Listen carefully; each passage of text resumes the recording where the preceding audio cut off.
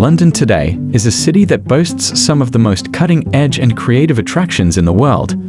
But did you know that the London we see today rose from the ashes of the devastating fire that occurred in the late 17th century? The Great Fire of London destroyed nearly 80% of the city, leaving more than 70,000 people homeless. But out of the ashes of the fire, a new city emerged, thanks to the brilliant vision of an architect named Sir Christopher Wren. He reshaped the entire city into the modern wonder we admire today. But how did it all start? And how did it become so devastating? The Great Fire of London started on September 2nd, 1666, in a bakery on Pudding Lane. The baker, Thomas Fariner, wasn't your average baker. He was the baker to King Charles II. It's thought the fire started when a spark fell out of the oven after the family had gone to bed. However, Thomas denied this theory until the day he died, claiming his oven was put out properly. But before the fire, the city was already experiencing a long, dry summer, which left almost everything within the city dry. Also, back in the 17th century, houses in London were built with wood and straws and were very close together. There were also warehouses along the River Thames, near Pudding Lane, where barrels of gunpowder, tar oil, and other flammable materials were stored. These factors created a perfect storm for the disaster that happened next. In the early hours of Sunday morning, Thomas Fariner was awakened by the smoke coming from his bakery downstairs.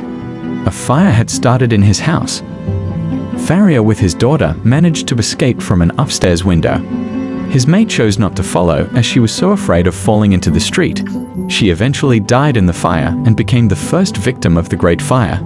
But within a few hours, half of the city was already on fire, including the London Bridge by the River Thames.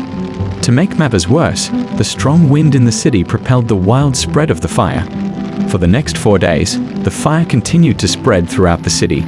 People were in a state of panic, and their first reaction was to get away from the raging flames as quickly as possible. They collected all the belongings they could carry and fled. Some sprinted to the hills, while others fled to the River Thames, where they boarded boats. Who could blame them? You may have expected the baker to stick around to save his beloved bakery. But that was far from the case, as he and his family were also running for their lives. Many people thought that the fire was a punishment from God, or a plot by the Catholics, or even the Dutch, who were England's enemies at the time. To add to the trouble, there was no fire service in London at that time. This meant the local soldiers and everyday London residents were left to battle the fire. But how would they tackle the fire without any firefighting tools? Well, they gave it all they could with the meager tools they had. Tools like leather buckets filled with water. They'd also used water squirrels, but these tools didn't get them very far. As the fire became difficult to fight, the next option was to demolish houses to create fire breaks. However, the authorities were slow and not decisive in dealing with the fire. The Lord Mayor of London, Sir Thomas Bloodworth, was reluctant to order the demolition of houses to create fire breaks, as he feared that he would be held responsible for the damage. He famously said, "Pish, a woman could piss it out." Surprisingly, he later fled the city and left it to its fate. King Charles II eventually stepped in with more proactive actions. Houses were brought down with metal hooks.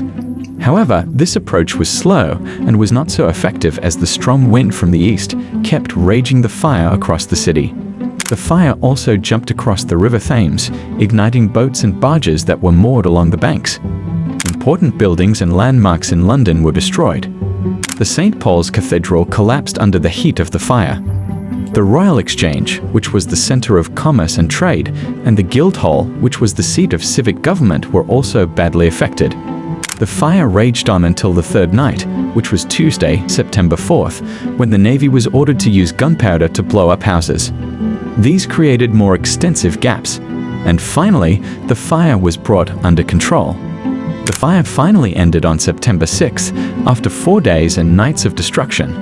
It was estimated that the fire burned about 13,200 houses and 87 churches in many public buildings.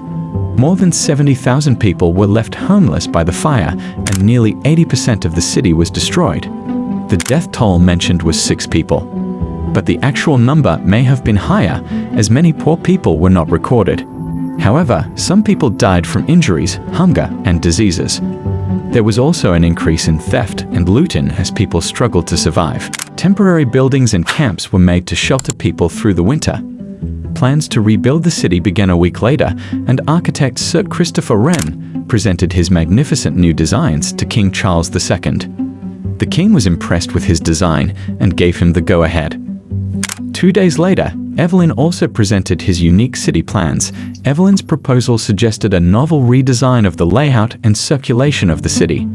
They aimed to create a royal city that was as splendid as Paris in its Baroque style, with streets that radiated from the center. Despite the king's lack of interest in any more proposals, more architects like Robert Hooke, New Courts, and Knights still presented their plans, all of which used a grid layout. However, none of these visionary schemes for the new city came to fruition. London was mostly rebuilt following the old street map, with some roads made wider and some alleyways eliminated.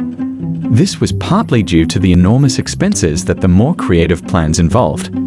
But also, the idea of completely demolishing and rebuilding was very unwelcome among London citizens who wanted to keep their property boundaries and rebuild on top of old foundations. However, it is still interesting to imagine how London would have looked like if any of these plans had been implemented. A rebuilding commission of 6 men, 3 from the Crown, including Christopher Wren, and 3 from the city, including Robert Hooke, was in charge of rebuilding London. All of them had expertise in either surveying, building, or architectural design. One of the most important architectural projects that Wren worked on was the monument to the Great Fire of London. The monument was a hollow pillar, about 200 feet tall, with a golden urn like a flame on top of it. It stood at the top of Fish Hill and was built from 1673 to 1679. It was designed to be both a commemoration of the fire's destruction and a site for experiments, and a scientific instrument by itself. Hooke designed the whole monument, and Christopher Wren surveyed and approved it at different stages as the surveyor of the king's works. It was meant to have a huge vertical telescope inside it that pointed to the sky. However, the telescope did not work well due to vibrations from the surrounding roads. The recovery of the city also saw the rise of several beautiful and iconic buildings. St. Paul's Cathedral was redesigned by architect Sir Christopher Wren, and it took about 35 years to complete. The fire also led to the creation of the first London Fire Service. The city was rebuilt in a more organized and safer way to prevent such a disaster from happening again. The Great Fire of London was a terrible disaster, but it also brought some positive changes to London. And out of the ashes of the fire rose the beautiful London city we see today. If you've enjoyed this video, don't forget to like it. If you have not subscribed, please hit the subscribe button. Don't worry, it won't break, and it's also free. You can try it to see for yourself. See you in the next video.